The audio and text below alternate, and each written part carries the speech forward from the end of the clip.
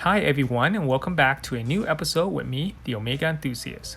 A client messaged me over the week regarding this Omega Constellation watch under the case model 167.005. He wanted to know more information about this case back as he had never seen it before. I thought it was an interesting question and I should make a video about it.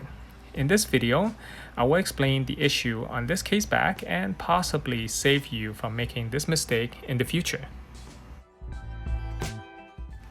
What exactly happened to this case back is a beginner's mistakes or a watchmaker taking a shortcut restoring the watch. The damage on this case back is caused by using the improper method to install the crystal. Most of you will assume that using the inappropriate die will cause the case back to get damaged this way.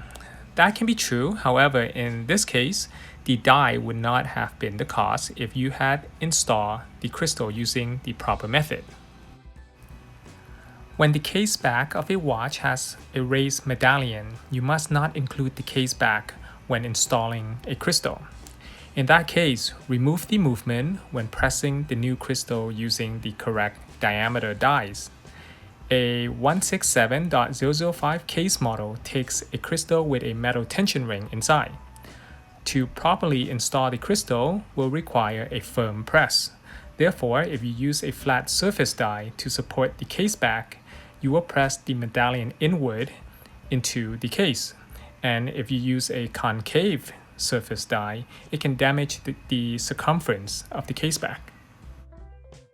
When the medallion gets pressed inward, it can cause a rub against the automatic weights inside.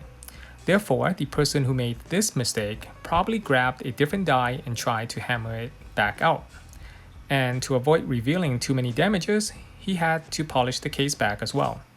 If you're going to install a crystal on a watch, make sure to study the case and the type of crystal it takes, and never take a shortcut. Now let's study the front of the watch. As you can see, the installed crystal is also incorrect as it is missing the crystal ring. Without this metal tension ring, it will not provide enough pressure to protect moisture from entering the watch and leave a gap between the dial and the case, which doesn't look too great.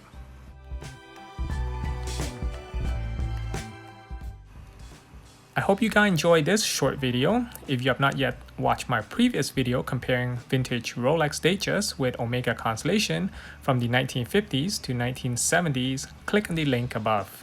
If this is your first time on this channel, make sure to subscribe as I will have more great content ahead. Please make sure to hit on that thumbs up button below to help with the YouTube algorithm, and you can also support my work by clicking on the thanks button below or through Patreon. Thank you for watching, and I will see you in the following video.